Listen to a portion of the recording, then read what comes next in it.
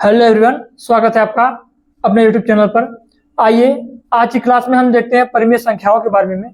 परिमेय संख्याएं कौन कौन सी होती हैं, आइए देखते हैं परिमेय संख्या।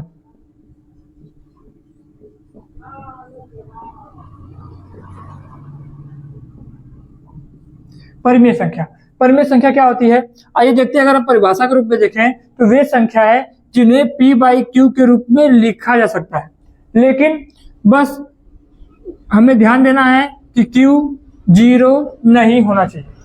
जैसे इसमें ये परिभाषा के रूप में होगा कि हम उसे P बाई Q के रूप में लिख सकते हैं, लेकिन अब जान लो P क्या है, जिसमें P क्या है, अंश है।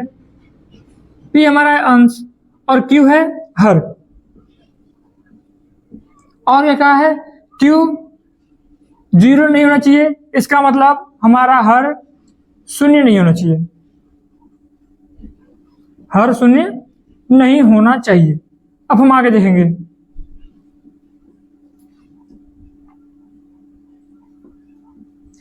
ऐसा ही हो गया, ये हमारा हो गया परिमेय संख्या।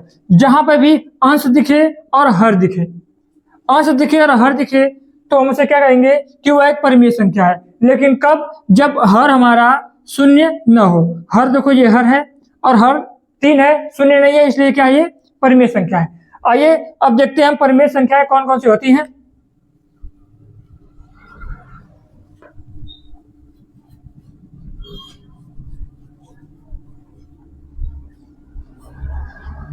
देखिए, परिमेय संख्याओं को पहले 3 भागों में बांटा गया है।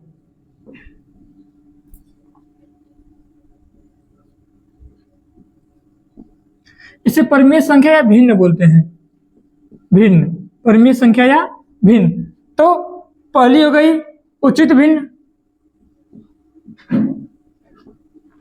दूसरी हो गई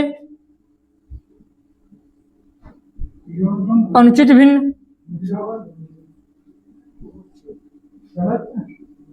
तीसरी हो जाएगी मिश्र भिन्न। अब देखिए, उचित भिन्न को बोलते हैं प्रॉपर फ्रैक्शन, प्रॉपर, इम्प्रॉपर,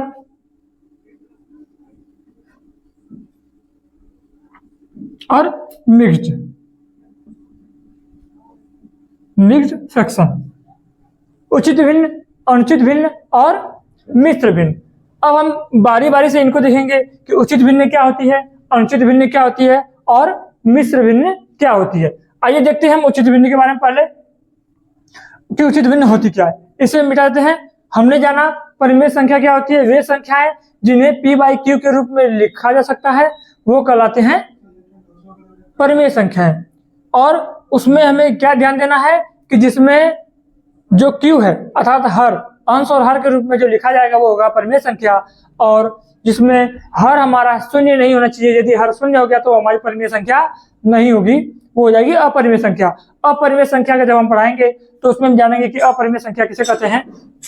अभी हम देखते हैं परिमेय संख्या में। अभी फिर हमने जाना कि परिमेय संख्याओं को 3 भागों में पहले बांटा गया है। पहला उचित भिन्न, दूसरा अनुचित भिन्न, तीसरा मिश्र भिन्न। अब हम जानेंगे कि उचित भिन्न किसे कहते हैं।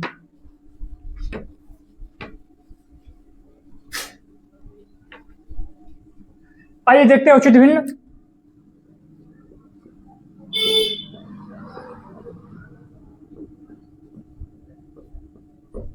अब हम अंश और हर पे ही निर्भर करता है कि वो उचित है या अनुचित है। तो आइए देखते हैं उचित भिन्न किसे कहते हैं। वे भिन्न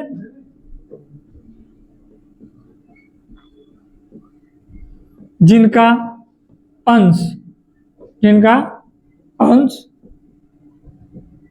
हर से छोटा हो, हर से छोटा हो।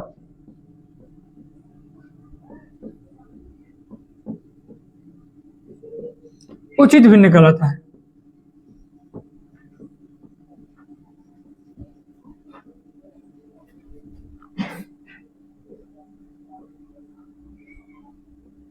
वे भिन्न जिनका अंश हर से छोटा हो उचित भिन्न कहलाते हैं। ठीक है, मतलब अंश छोटा होगा किससे, हर से। उदाहरण देखते हैं। चलो उदाहरण भाई, जैसे लिख दें 3/5। देखो इसमें अंश कौन है भाई, अंश है 3, अंश क्या है 3 है, और हर क्या है 5 है। अंश है 3, हर है 5, तो अंश हमारा छोटा है और हर बड़ा है। अगर इस प्रकार की भिन्न आ जाए तो हम उसे क्या कहेंगे, उचित भिन्न। समझ में आ गया। आगे देखते हैं अनुचित भिन्न। अनुचित भिन्न में क्या होगा, आइए देखते हैं अनुचित भिन्न।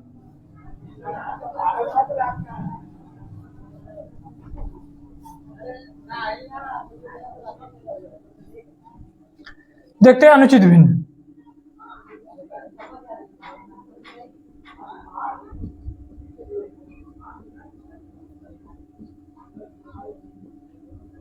अनुचित भिन्न क्या होता है, आइए देखते हैं परिभाषा। वे भिन्न, उचित भिन्न का उल्टा रहेगा। उचित भिन्न में अंश छोटा था और हर बड़ा था, लेकिन अनुचित भिन्न में क्या होगा, वे भिन्न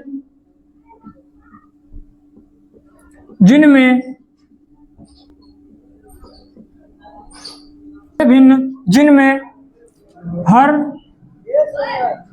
छोटा होता है, हर छोटा होता है तथा अंश बड़ा होता है, या अंश बड़ा होता है, हर छोटा होता है, अंश बड़ा होता है।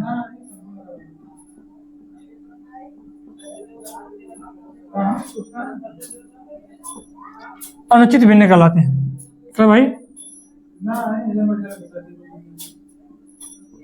अनुचित भिन्न कहलाते हैं।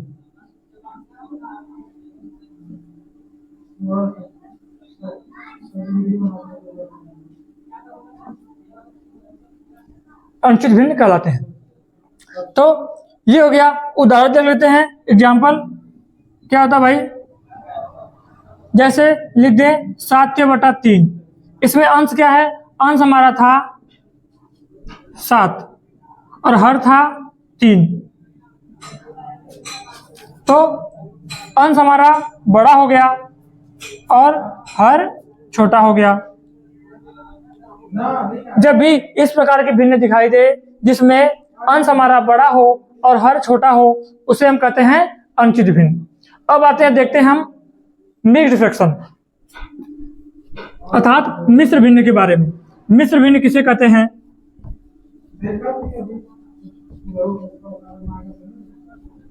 देखो क्या होता है मिश्र भिन्न। मिश्र भिन्न, मिश्र भिन्न क्या होता है, आइए देखते हैं। अनुचित भिन्न को ही हम मिश्र भिन्न के रूप में बदल सकते हैं, उचित भिन्न को मिश्र भिन्न के रूप में बदल नहीं सकते। इसमें होता क्या है, इसमें एक पूर्णांक तथा एक उचित भिन्न, एक उचित भिन्न को मिलाकर एक साथ लिख के करते हैं।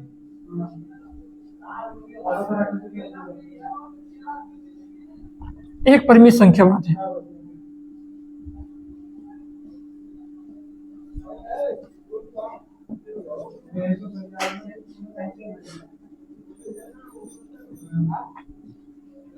जैसे देख लो भाई, एग्जाम्पल देखो, क्या एग्जाम्पल, मिश्र भिन्न क्या होती है, वो एक पूर्णांक लिख लेंगे और एक उचित भिन्न लिख लेंगे, दोनों को एक साथ लिखेंगे तो हमारा बनेगा एक मिश्र भिन्न। जैसे लिख दें 2 कंप्लीट 3/4, इसको पढ़ते हैं 2 सही 3/4। इसमें देखो 2 को ले लें तो 2 एक पूर्णांक संख्या है, क्या भाई, ये एक पूर्णांक है, और ये क्या है, एक उचित भिन्न है। उचित भिन्न है, उचित भिन्न के बारे में हम लोगों ने बात किया था। उचित भिन्न क्या होती है, जिसमें अंश छोटा होता है, हर बड़ा होता है, उचित भिन्न कहलाती है। तो हमने एक पूर्णांक ले लिया और एक उचित भिन्न ले लिया, ये क्या बन गया हमारा, एक बन गया मिश्र भिन्न। और कोई ले लेते हैं, 2 सही 5/8, 2 सही 5/8। क्या यहाँ पे उचित भिन्न लिखी गई, एक पूर्णांक के बाद एक उचित भिन्न लिखी गई है, क्या यहाँ पे क्या कभी ऐसा भी हो सकता है कि यहाँ पे एक अनुचित भिन्न आ जाए? क्या ऐसा हो सकता है? नहीं, ऐसा नहीं हो सकता। और ऐसा क्यों नहीं हो सकता, आइए देखते हैं हम कैसे मिश्र भिन्न को बनाते हैं। अनुचित भिन्न से मिश्र भिन्न में और मिश्र भिन्न से अनुचित भिन्न में कैसे बदलते हैं उसके बारे में जानते हैं। तो मिश्र भिन्न क्या होता है? इसमें वह भिन्न जिसमें एक पूर्णांक तथा एक उचित भिन्न को एक साथ मिला के रखा जाए वो क्या कहलाती है? मिश्र भिन्न कहलाती है। आइए देखते हैं हम।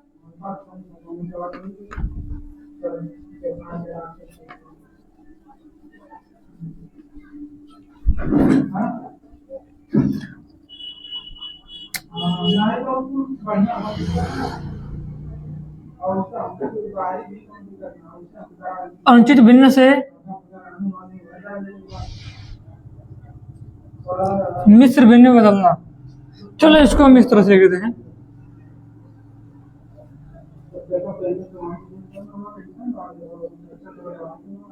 मिश्र भिन्न में बदलना। ठीक है, अब एक चिन्ह बता रहा है कि अनुचित भिन्न से मिश्र भिन्न में और मिश्र भिन्न से अनुचित भिन्न में कैसे बदलते हैं, हम इसके बारे में जानेंगे।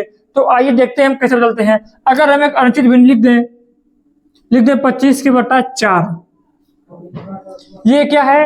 एक अनुचित भिन्न है जिसमें हर बड़ा है और अंश छोटा है। आइए देखते हैं। इसका मतलब है कि 25 में हमको 4 से भाग देना है, नहीं है?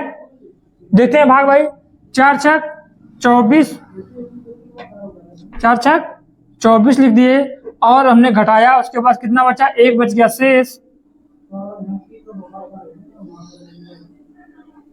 एक हमारा शेष बच गया।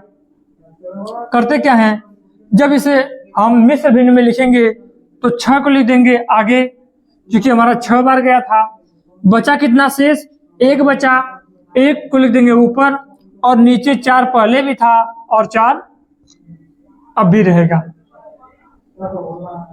इस प्रकार से हमने क्या किया भाई, एक अनुचित भिन्न को एक मिश्र भिन्न में बदल दिया। बहुत छोटा टॉपिक है, समझ लीजिए, बहुत ही आसानी से समझ में आ जाएगा।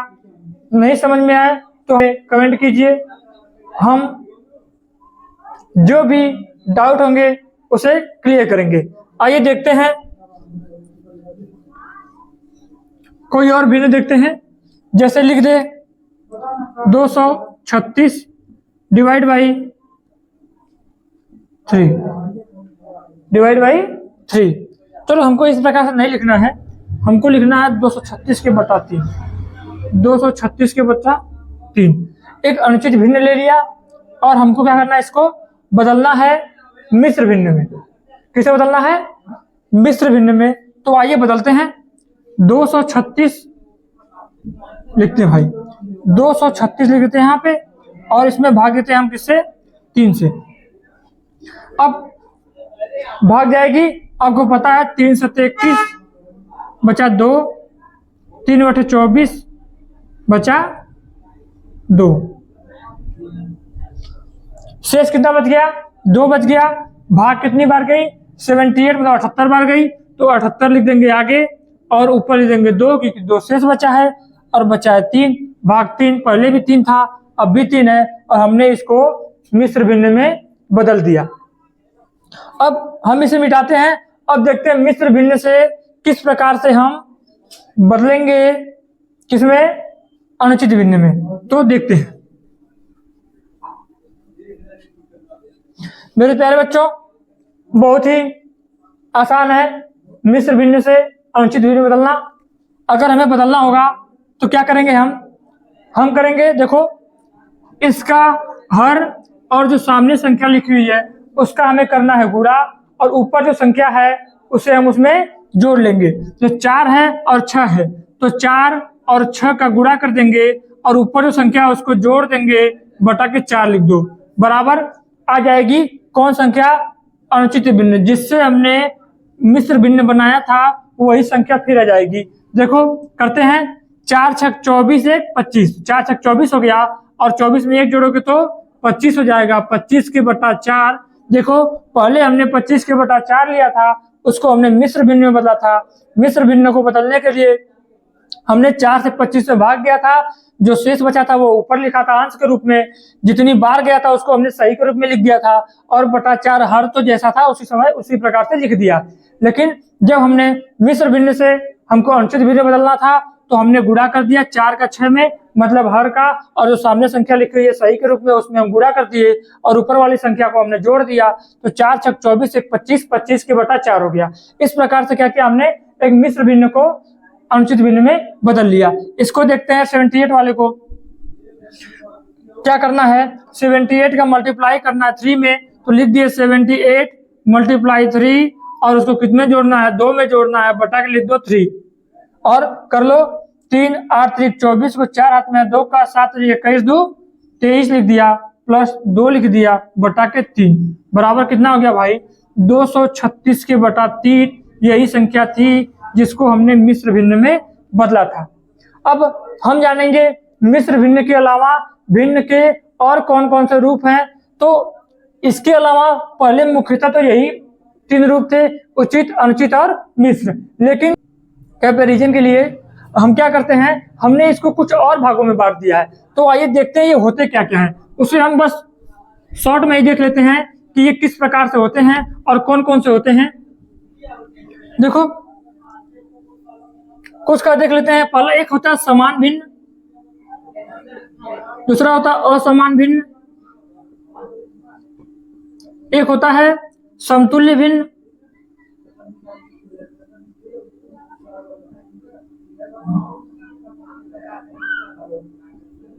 एक होते हैं इकाई भिन्न।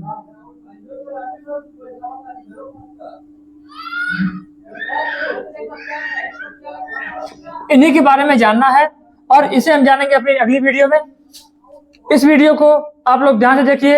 अगर कुछ ना समझ में आए तो आप हमें कमेंट कीजिए, हम उसे और भी अच्छे तरीके से, जो भी प्रॉब्लम आपको होगी उसे, आपके समस्या का निवारण करते हुए हम उसे और भी अच्छे तरीके से समझाने की कोशिश करेंगे। धन्यवाद।